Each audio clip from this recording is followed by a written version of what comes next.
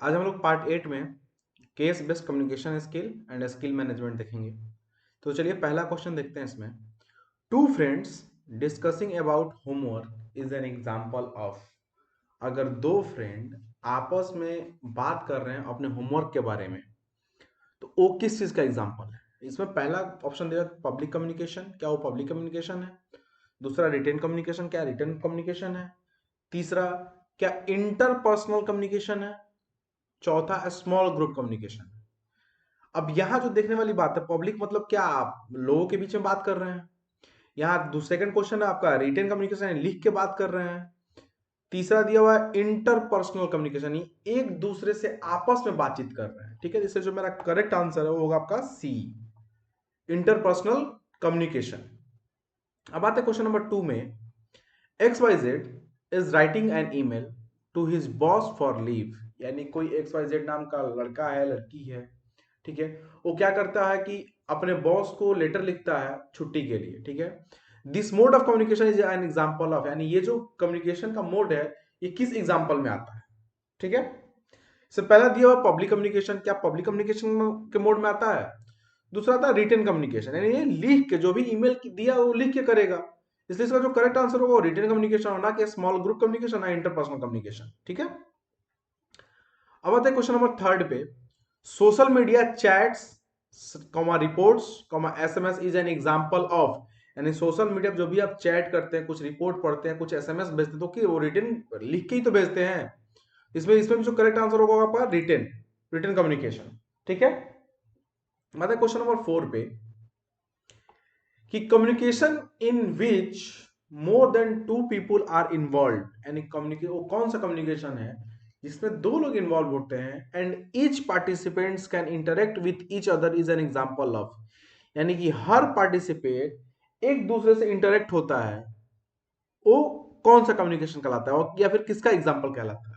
ठीक है, इसमें जो आंसर होगा, एक तो पहले पब्लिक कम्युनिकेशन है। पब्लिक कम्युनिकेशन का मतलब होता है कि यहाँ छोटा सा पब्लिक गैदरिंग है, उसमें आप बात कर रहे हैं। रिटन मतलब आप लिख के कम्युनिकेशन कर रहे हैं। चौथा तीसरा दिया इंटरपर्सनल कम्युनिकेशन, यानी आप एक दूसरे से बात कर रहे हैं।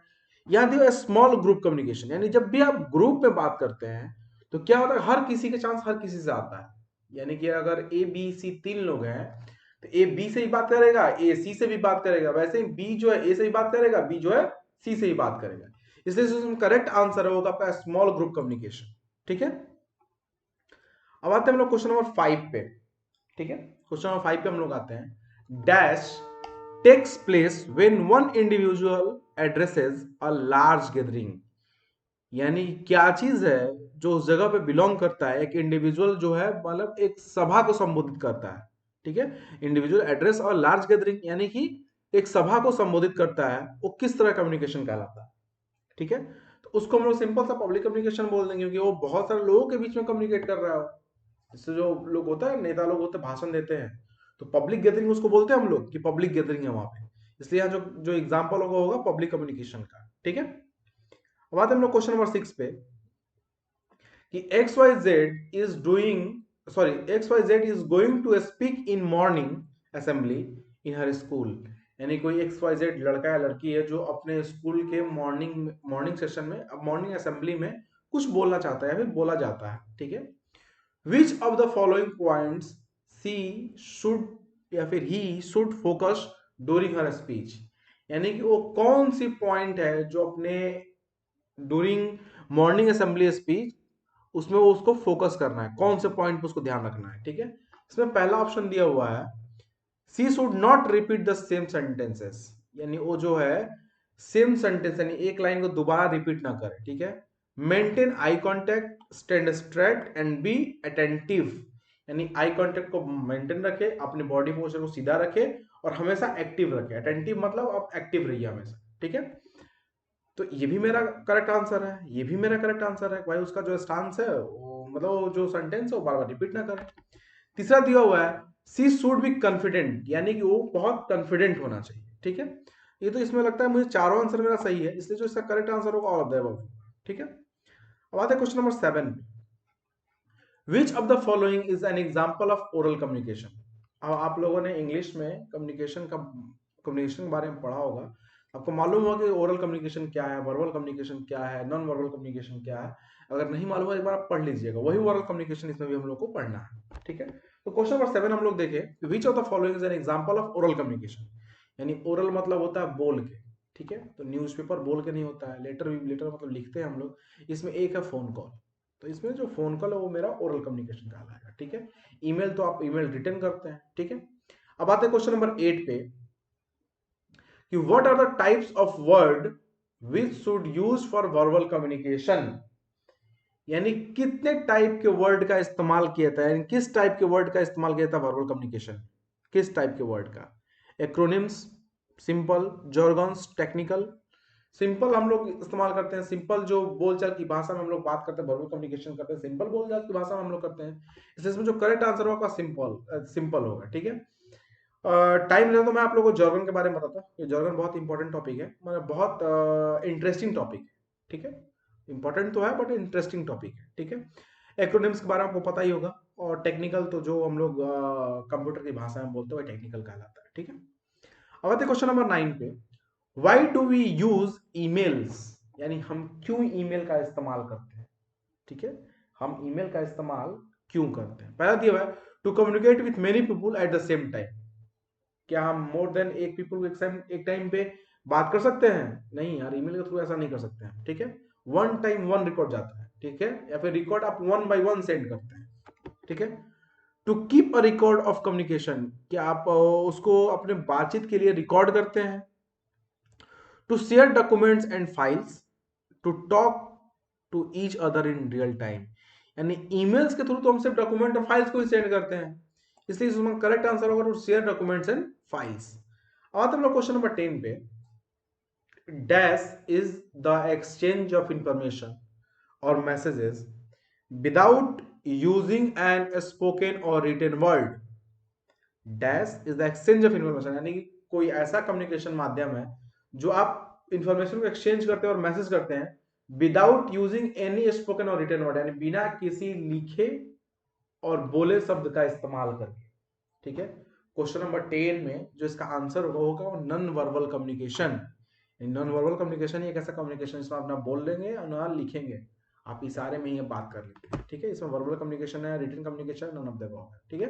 तो जो मेरा आंसर होगा वो नॉन वर्बल कम्युनिकेशन होगा, ठीक है। अब आते हैं हम लोग क्वेश्चन नंबर 11 पे, when we greet someone by raising slash waving hands. यानी हम किसी को ग्रीट करते हैं, फिर किसी को पहली बार मिलते हैं, किसी को दूर से हम लोग देखते हैं तो अपना हाथ हिला के उसको बोलते हैं ना, हेलो हाउ आर यू बोलते हैं ना, हाथ हिला के। वही इसमें कह रहा है कि when we are greeting someone by raising slash waving hands, then we are communicating by non verbal method using. And जब हम उससे बात करते हैं तो नॉन वर्बल मेथड है, तो हम उसको क्या बोलते हैं, उसको हम लोग जेस्चर बोलते हैं, ठीक है। जेस्चर, ना कि एक्सप्रेशन। आई कांटेक्ट में आप हाथ कहाँ हिलाते हैं, लेकिन आप किसी को जेस्चर यानी किसी को रेस्पेक्ट कर रहे हैं, उसके लिए आप अपना हाथ हिला के उसको आप किसी जेस्चर के माध्यम से उसको मतलब इंपॉर्टेंट बना रहे हैं, ठीक है। अब आते हैं क्वेश्चन नंबर 12 पे, the basic principle of professional communication skill can be abbreviated as. अब ये एक इंपॉर्टेंट क्वेश्चन है, ठीक है, ये क्वेश्चन हमेशा आता रहता है, ठीक है।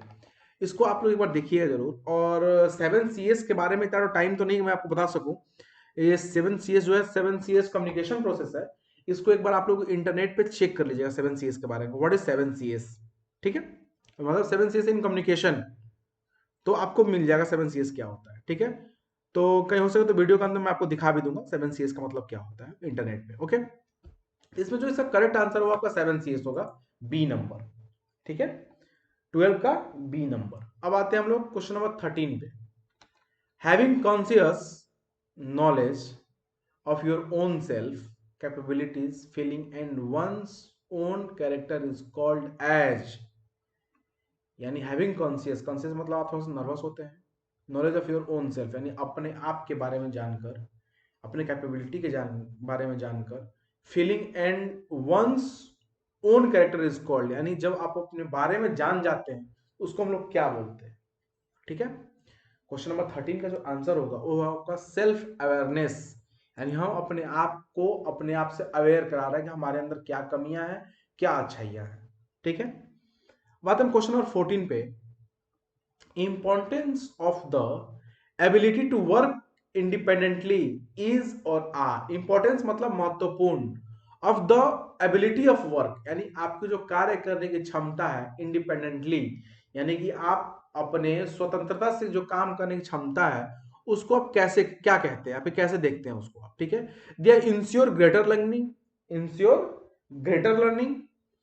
दूसरा दिया it ensures creativity and satisfaction among individuals, यानी कि आपको अपने काम में सेटिस्फेक्शन मिलता है जब आप स्वतंत्र हो जाते हैं। आप कोई भी काम करते हैं आपको इंडिविजुअली सेटिस्फेक्शन होता है, हाँ, हमने ये काम सही किया है, ठीक है। हमें या फिर हमें कुछ चीज सीखने की क्षमता होती है या फिर हम कुछ सीखने की कोशिश करते हैं। इसमें जो करेक्ट आंसर होगा बोथ ऑफ द अबव, यानी दोनों ही आंसर मेरा सही है, ठीक है। इसलिए आंसर होगा बोथ ऑफ द अबव। अब आते हैं क्वेश्चन नंबर 15 पे। Which of the following statement is showing weakness of Ravi? यानी इसमें कौन सा स्टेटमेंट है जो किसी या फिर रवि का वीकनेस शो करता है, ठीक है। कौन सा स्टेटमेंट है? इसमें पहला दिया हुआ है सेल्फ अवेयरनेस, ठीक है। उसके बाद दिया हुआ है सेल्फ रेगुलेशन, सेल्फ मोटिवेशन और नन ऑफ द अबव, ठीक है। नन ऑफ द अबव, तो इसमें आपका होगा सेल्फ मोटिवेशन, ठीक है। अब आते हैं हम लोग क्वेश्चन नंबर 16 पे। Dash makes you to complete work और studies without other cheering you, यानी कि हम अपनी पढ़ाई कंप्लीट करते हैं बिना किसी कहने या बिना किसी के चीयर करने पे, ठीक है। तो उसको हम लोग क्या बोलते हैं, उसको हम लोग किस कम्युनिकेशन में लेते हैं, ठीक है। क्वेश्चन नंबर 16 का जो आंसर होगा वो होगा आपका सेल्फ मोटिवेशन, यानी ये जो है मेरा सेल्फ, हम अपने आप को मोटिवेट करते हैं, ठीक है, अपनी पढ़ाई कंप्लीट करने के लिए। ओके, अब हम लोग क्वेश्चन नंबर 17 पे। Ravi works hard to get the best student award at the end of the year, यानी रवि जो है, रवि नाम का जो लड़का है वो बहुत मेहनत कर रहा है कि वो and of the year best student का अवार्ड ले सके, ठीक है। तो what type of motivation in this, यानी वो किस टाइप का मोटिवेशन, वो जो है किस टाइप का मोटिवेशन है, वो जो है एक्सटर्नल मोटिवेशन है, उसको हम लोग एक्सटर्नल मोटिवेशन बोलते हैं, ठीक है। अब आते हैं 18। XYZ participated in 100 meter race and won a prize, यानी जो XYZ नाम का कोई लड़का है लड़की है जो 100 मीटर रेस में पार्टिसिपेट करती है और वो जीत जाती है, ठीक है। This motivated him to go for practice every morning, यानी वो जो है मोटिवेट करती है या मोटिवेट करते हैं रोज प्रैक्टिस जाने के लिए, सुबह रोज प्रैक्टिस जाने के लिए मोटिवेट करता है। What type of motivation is this, यानी वो किस टाइप का मोटिवेशन, वो जो है किस टाइप का मोटिवेशन, उसको भी हम लोग एक्सटर्नल मोटिवेशन ही बोलते हैं, ठीक है। अब आते हैं क्वेश्चन नंबर 19 पे।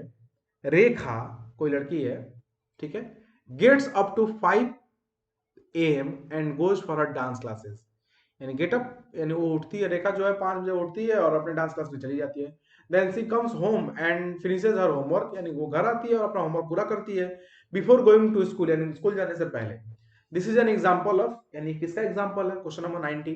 तो उसको हम लोग सेल्फ मोटिवेशन बोलते हैं, अपने आप को सेल्फ मोटिवेट कर रही है, ठीक है। अब आते हैं हम लोग क्वेश्चन नंबर 20 एंड फाइनल पे, ठीक है। Dash is all about finding and listening your goals and then planning on how to achieve them, ठीक है। यानी इस क्वेश्चन को एक बार देखिए। Dash is all about finding and listening, listening यानी कि ये जो है आपको खोजने और एक लिस्ट बनाने में आपकी मदद कर, जो आपका गोल है उसमें खोजने और लिस्ट बनाने में आपकी मदद करता है, आपको प्लानिंग करने में मदद करता है कि आपको कैसे उस गोल को पाना है, ठीक है। तो इसमें जो इसका जो आंसर होगा वो आपका गोल सेटिंग, ठीक है, कि आप अपना गोल सेट कर रहे हैं कि हमको कहाँ क्या चाहिए और क्या क्या चाहिए और उसके लिए हम कैसे प्लान करें ताकि हम उसको अचीव कर सकें, ठीक है। इसको एक बार हम लोग सबमिट करके देखते हैं कितना आंसर आ रहा है, मेरा करेक्ट आ रहा है, व्यू स्कोर करके चेक कर लेते हैं। 20/20, ठीक है। एक बार हम लोग 7CS के बारे में देख लेते हैं, 7CS होता क्या है। तो यहाँ हम लोग देखते हैं 7CS के बारे में। 7CS होता क्या है, देखिए 7CS कम्युनिकेशन दिया हुआ है, ठीक है। आप कहीं से स्टार्ट कीजिएगा आपको दिख जाएगा, ठीक है। इसमें क्लियरनेस दिया हुआ है, करेक्टनेस दिया हुआ है, कंसेंसस दिया हुआ है, ठीक है, कॉर्टियसनेस दिया हुआ है, ठीक है, कंप्लीटनेस दिया हुआ है। ये 7CS है, इसको आप एक बार देख लीजिएगा 7CS होता क्या है, क्योंकि ये क्वेश्चन आ सकता है आपके लिए, ठीक है। ये बहुत एक तरह समझिए इंपॉर्टेंट क्वेश्चन कम्युनिकेशन स्किल, ठीक है। तो इसको एक बार आप लोग देख लीजिएगा, और हम यहाँ देखते हैं कि मेरा सारा क्वेश्चन सही है। तो आज के वीडियो में हम लोग इतना ही रहने देते हैं। अब अगले वीडियो में हम लोग देखेंगे पार्ट 2, जो आपका टर्म 2 का एग्जाम है उसके बारे में, ठीक है। आज के लिए इतना ही। Thank you very much.